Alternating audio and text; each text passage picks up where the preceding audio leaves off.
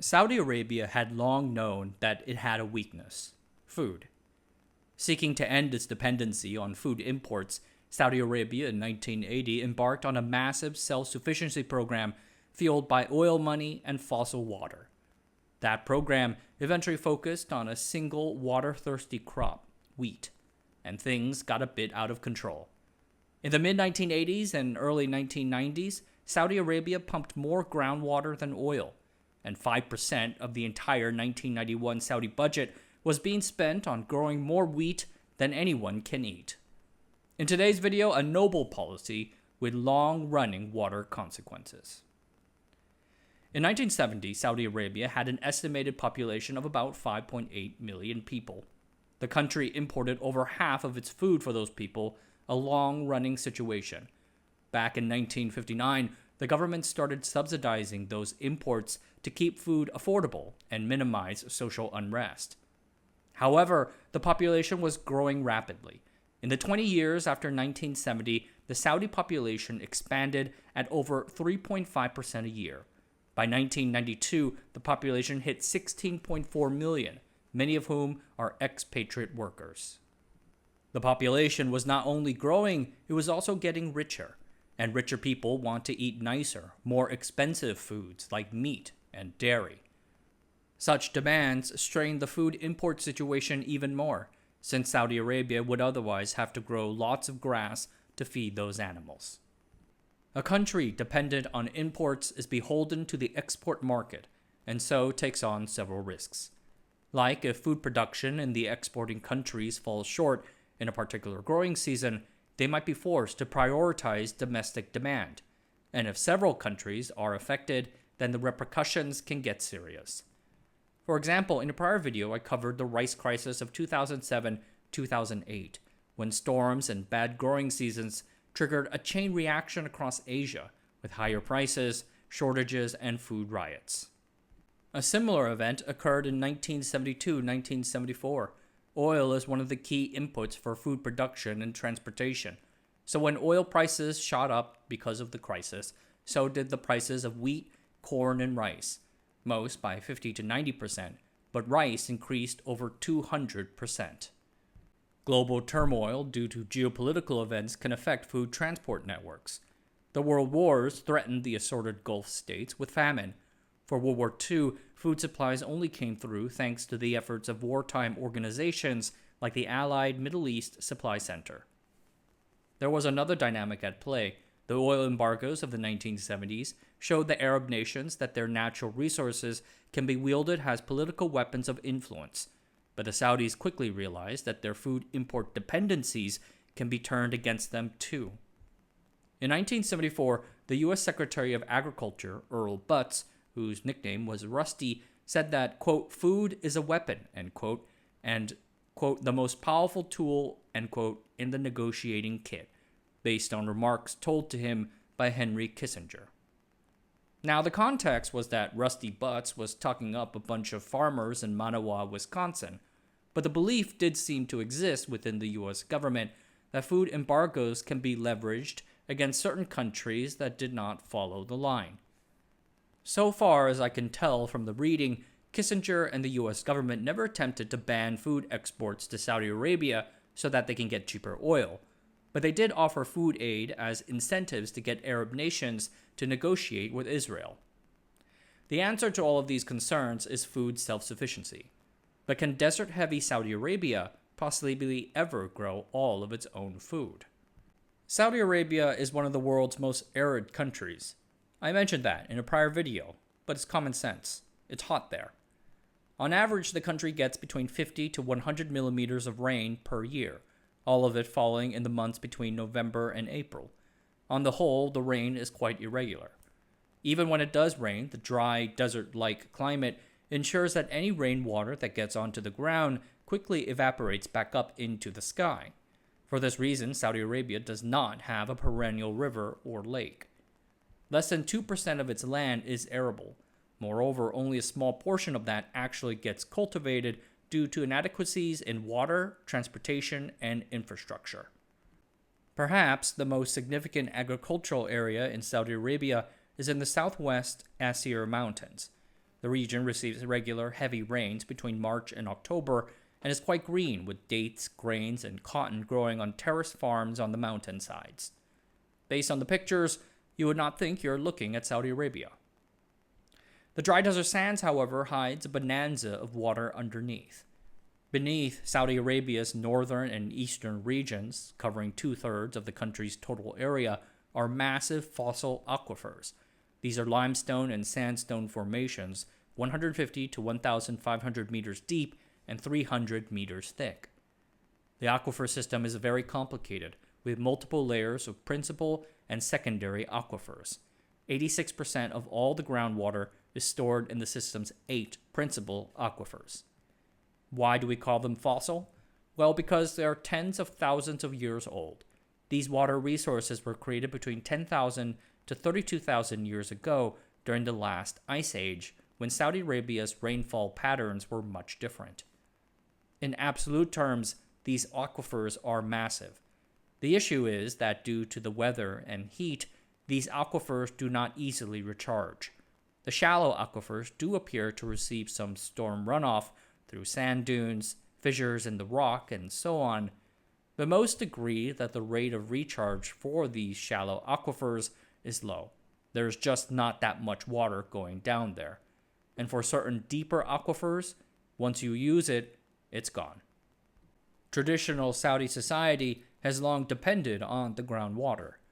A significant portion of the population once fed themselves via a network of dry riverbeds called wadi. Rainwater from the monsoons might fill up the wadi or accumulate just beneath the surface, accessible with a shallow well. Nomadic Saudis and their animals traveled these wadi networks, following the rains and foraging whatever grew on the dry beds. And as late as 1970, 20% of the population still lived this way. There are also a few major oases, which for centuries supported small artisanal farms. In one such oasis, Al-Hassa, near the Gulf Coast, there are some alfalfa, rice, vegetable, and sunflower plots.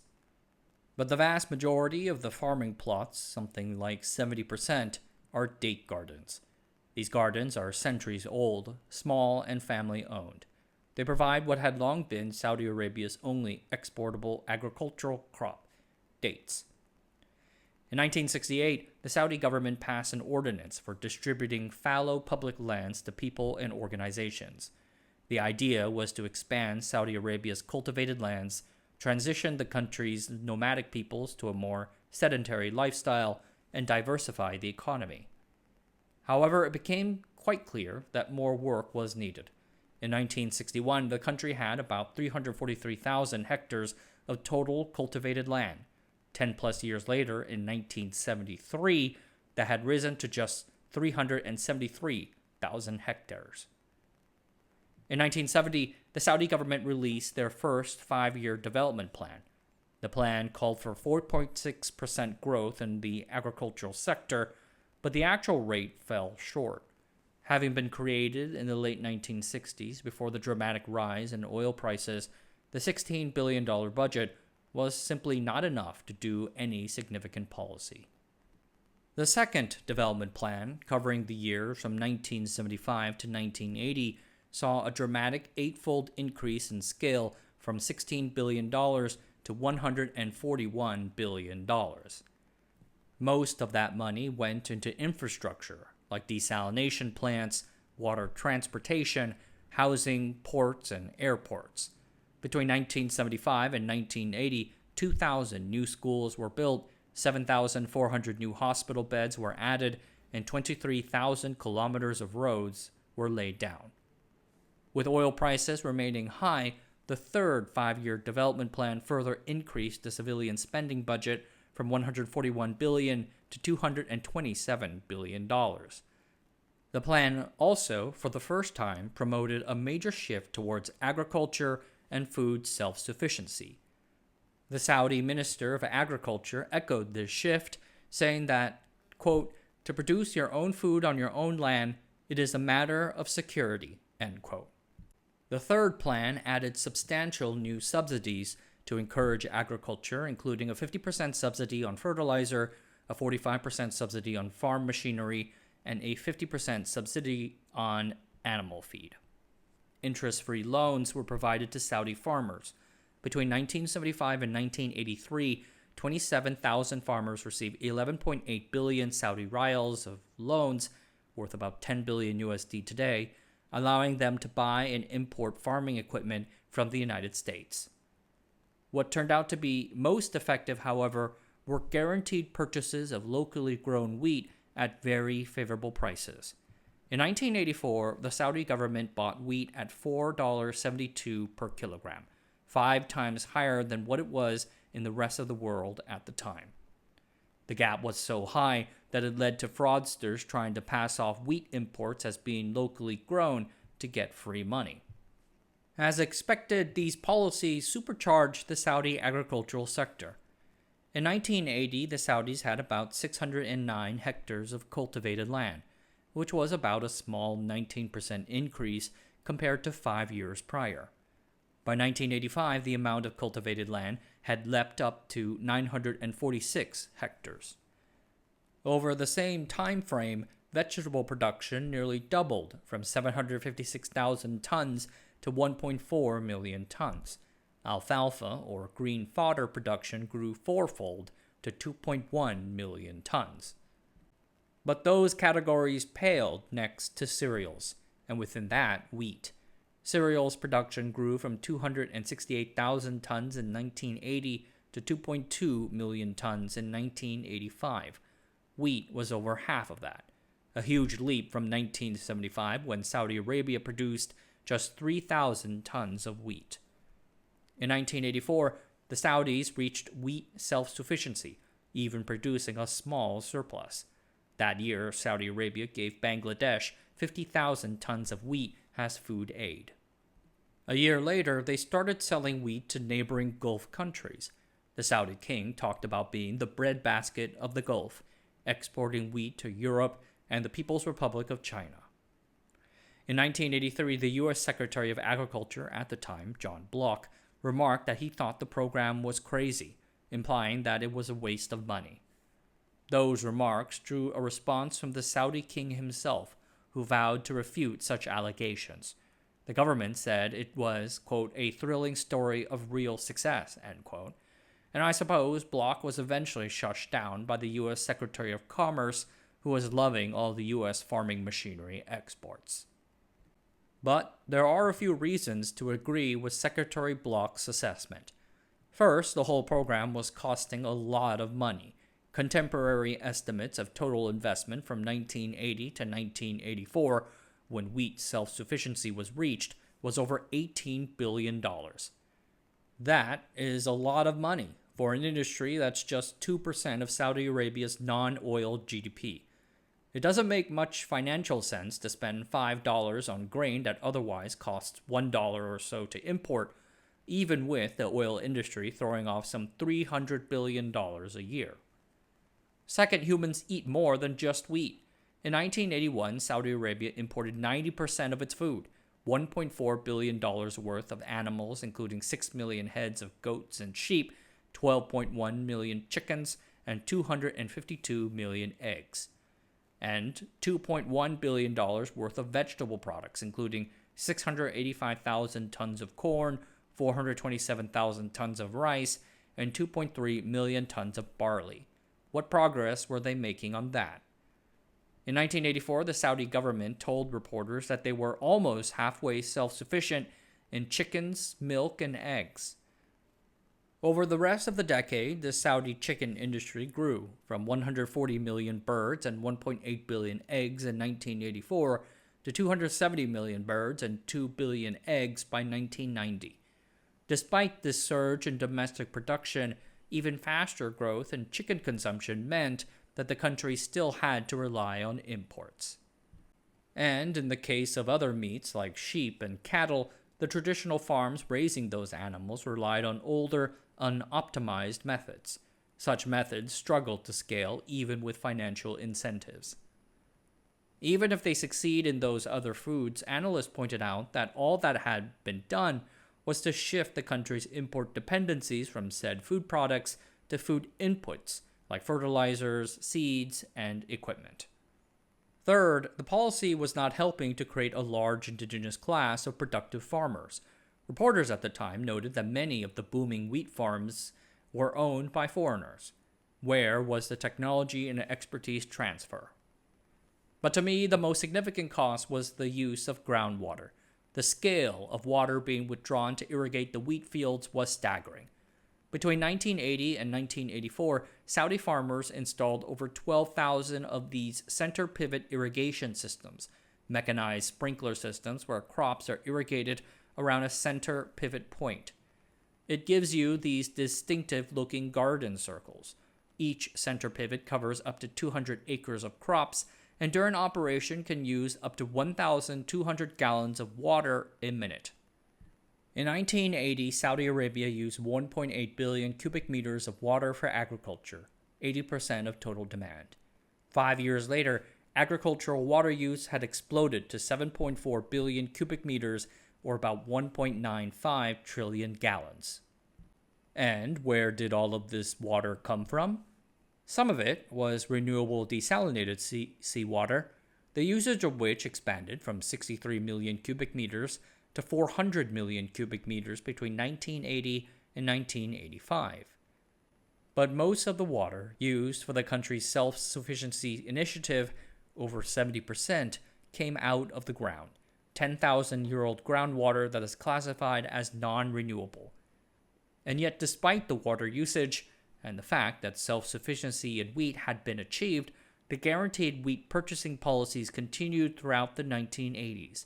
To the Saudis, wheat was a strategic commodity, maybe just as important as oil. With it, they nullified any threat of a wheat embargo. And then there was the politics. By the late 1980s, the wheat subsidy program had turned into a government wealth transfer to the rich. Half of wheat production came from 1% of the country's farmers.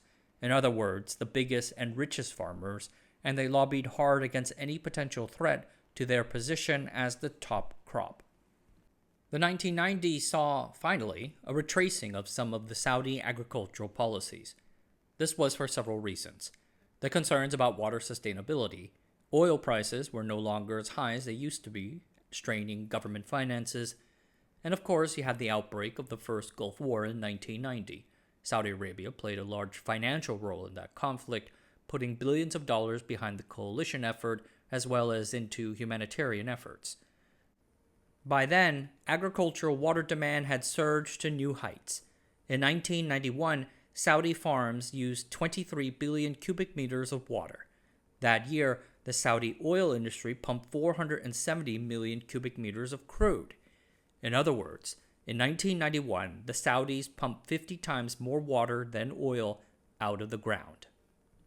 And nearly half of all that water was being used to grow wheat. A close second were fodder crops like alfalfa for livestock. Moreover, there was evidence that the 5-year plans badly underestimated how much water the farms would use, incorrectly estimating how much cultivated land there was, as well as the per-acre water demand.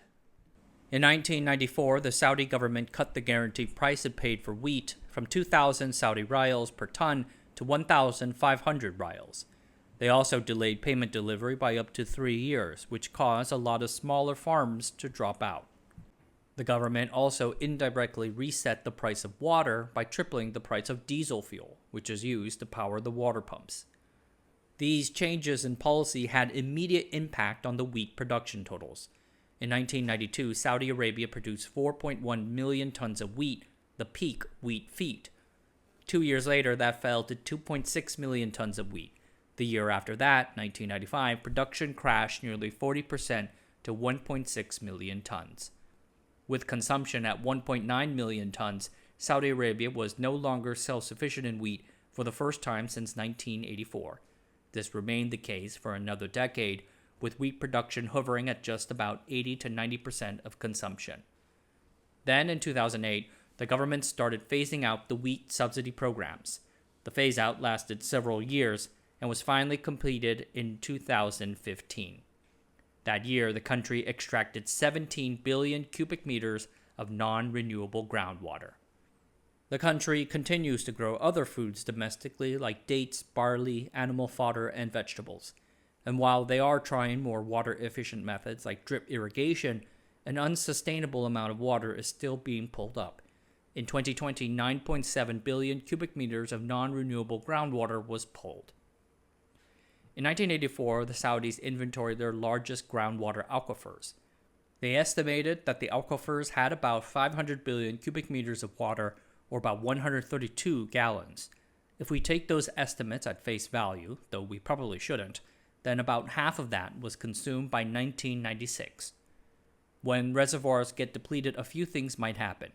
The water table either falls further underground, forcing people to drill their wells even deeper, or the water that does come up is saltier, requiring filtering. There is also land subsidence. Removing the water causes the land to sink down and compact together more tightly to fill the void. This subsidence highly depends on local conditions but can destabilize subsurface cavities, creating fissures and sinkholes. In the end, the most significant thing is that the groundwater cannot be used for some other use. Industrial, residential, with even the largest desalination plants in the world unable to provide enough water for the urban population, the non-renewable well water might be better off being used by the people, rather than being fed to plants that can otherwise be imported. Few can disagree, though, that nations should strive for some form of food self-sufficiency. The reasons for this are starkly obvious. The 2022 outbreak of war in Ukraine disrupted wheat exports, and so Saudi Arabia has restarted their government purchasing programs.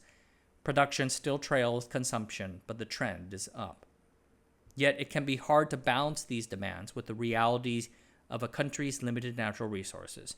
And the reality is that much of the water pumped up from the ground, like its oil, will never come back. In the end, what probably works best is something in the middle.